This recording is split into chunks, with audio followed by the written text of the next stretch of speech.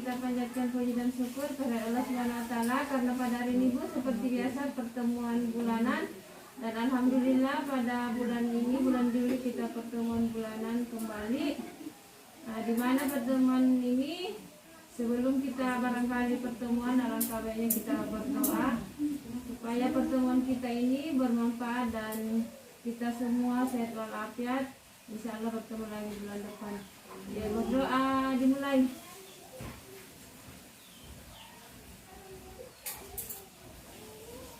Ya, selesai.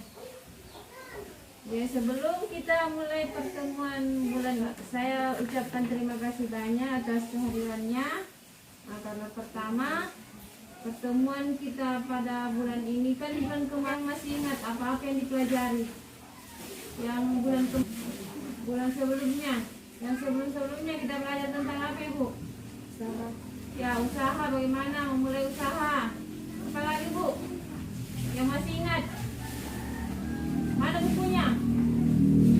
Ya, bukunya dikasih di depan supaya nanti ada yang menulis. Dia menulis itu lihat mana-mana yang pokok itu ditulis. Nah, bulan ini kita belajar tentang kesehatan dan gizi. Nah, di mana di kesehatan dan gizi ini Bu ada 3. Yang pertama itu Bu, pentingnya gizi bagi ibu hamil. Kedua, layanan kesehatan selama kehamilan dan pemanfaatan bantuan PKH dan BPNT. Nah, jadi karena ini kita baru pertama pelajari tentang kesehatan dan gizi. Jadi kita nanti ini belajar tentang pentingnya gizi layanan kesehatan ibu hamil. Nah, jadi saya berdiri deh. Ya, jadi ini pentingnya gizi layanan kesehatan ibu hamil yang akan kita pelajari itu Ibu, memperhatikan asupan makanan bagi ibu hamil dan melakukan pemeriksaan kesehatan selama kehamilan. Jadi dari kehamilan dari kehamilan itu Bu sangat penting. Jadi kalau mungkin anak nanti ke depannya sehat, cerdas, dari sini Ki. Nah, karena dari sini menentukan dari kehamilan Dari kehamilan itu harus Ki makan makanan bergizi dan nanti ini ada pemeriksaan kehamilan.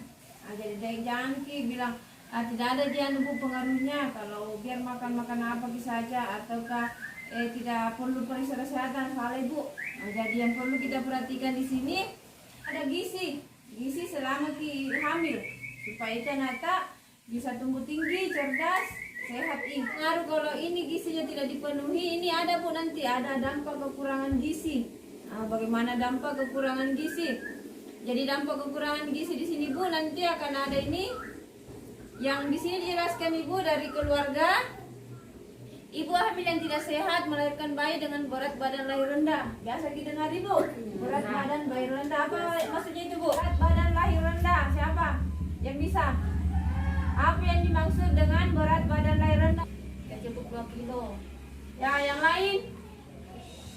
Di sini Bu tidak ada bilang salah dihukum, tidak. Jadi jangan kita takut. Ya, di sini kita belajar sama-sama tentang kesehatan dan gizi ini. Nah, siapa kira-kira selain itu yang tadi disebutkan Ibu? Apa? Nah, rendah berat badannya 2.500 apa Bu? 2.500 gram. Ya, jangan ya jadi kurang dari itu namanya berat badan lahir rendah. Tanah bilang itu gizi yang selanjutnya. Kalau kekurangan gizi di bayi itu Ibu mengalami gangguan pertumbuhan dan mudah sakit. Nah, jadi apa gangguan gizi pada anak-anak? Gangguan pertumbuhan. Tapi Ibu biasa kita dengar stunting. Lagi dengar televisi buta? Ya biasa. Tidak tinggi. Ya tidak tinggi. Jadi ini stunting anak pendek, tidak tinggi stunting sana Bu. Jadi tinggi badannya dengan umurnya, dengan anak-anak sebayanya. Kemudian di remaja Ibu pasti belajar, artinya prestasinya nata kurang rendah. Karena ini ada gangguan untuk belajar. Ibu, di dewasa berlanjut lagi dari remaja ke dewasa ada gangguan kesehatan.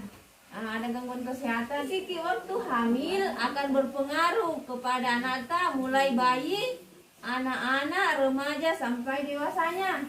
Nah, bagaimana itu kalau kurang memang gizi tadi ibu hamil? Anak nanti pada akhirnya dewasa tidak bisa bekerja membantu Ki. Karena kenapa? Pendidikannya tadi rendah. Karena kenapa? Ini ada gangguan untuk belajar. Jadi makan makanan bergizi. Si ibu bagaimana? Apakah tahu bahwa yang mana-mana namanya makanan bergizi? Ya, lanjut ibu. Hari pertama kehidupan. 1000 hari pertama kehidupan itu mulai lahir sampai umur ibu. Ya, cocok ini ibu. Jadi ini ibu 2 tahun. Jadi 1000 hari kehidupan itu ibu 2 tahun. Dari lahirnya Nata sampai 2 tahun. Apa-apa ini ibu yang perlu kita ketahui emasnya Nata. Jadi kapan ini gizinya tercukupi di sini dari kehamilan sampai 2 tahun kita kasihkan gizi yang baik, insya Allah kedepannya nanti anak akan cerdas, sehat-sehat hidup. Jadi perlu kini, jangan kini dampak kekurangan gizi nanti kayak anak. Jadi perlu diperhatikan ibu hari kehidupan pertama. Yang pertama itu dimulai dari kehamilan, dalam kandungan. Jadi ini ibu, di dalam kandungan ini diperhatikan memang gizi tak. Dan ibu kelahiran nipas, apa namanya nipas ibu? Ibu nipas, ibu yang sudah melahirkan. Ya, jadi sudah melahirkan ibu, menyusu juga di sini. Jadi di sini bu 0 sampai 6 bulan. Apa dilakukan di sini bu? Kan anak tahu umur 0 sampai 6 bulan kira-kira apa yang diberikan ibu? ASI apa? Ya, ASI eksklusif. Apa yang dimaksud dengan ASI eksklusif? Campur apapun atau dikasih apapun lagi selain ASI. Kecuali kalau dia sudah 6 bulan ke atas dikasih apa ibu? Makanan pendamping ASI, ya biasa disebut NPASI. Biasa dikasih bubur yang disaring, biasa pisang dikerok-kerok, dan sebagainya. Di sini juga ibu, kalau bagusnya kalau dia dikasih NPASI bu, nanti akan itu stunting.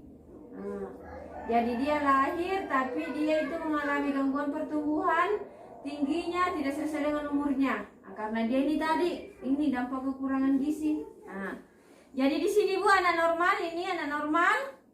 Kemudian anak kurang kurus, ya anak kurus ini juga penting dia tidak sering sakit.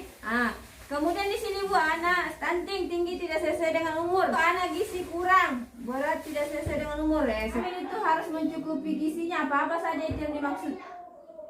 Kalau ibu hamil harus mengkonsumsi makanan bergizi. Makanan apa yang dimaksud itu ibu? Sayur-sayuran. Ya, sayur-sayuran, terus susu. Ya, susu. Terus apa lagi? Daging-daging. Ya, tidak mesti dah ibu kalau daging. Kalau tidak daging bisa tempe, bisa ikan. Di sini diskusi. Perhatikan, ini kita isi piringku apa yang disebut lauk pauk. Ini ada gambar, nanti kita cocokkan. Saya mau lihat apakah memang sudah mengerti apa yang dimaksud gizi dari jenis lauk pauk. Lauk pauk itu ibu mengandung protein.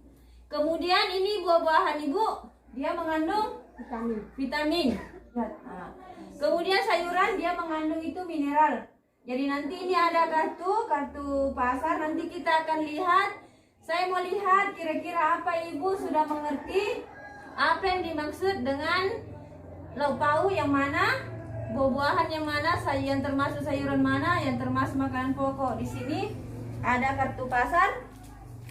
Jadi kita bagi 2 kelompok, jangan yang berdekatan bu, kelompoknya ya. Yang ini masuk di mana? Jadi yang ini ada bu kartu pasar. Ini bisa dilihat yang mana yang masuk makanan pokok, buah-buahan, lauk pauk dan sayuran. Jadi kita mulai dari kelompok pertama.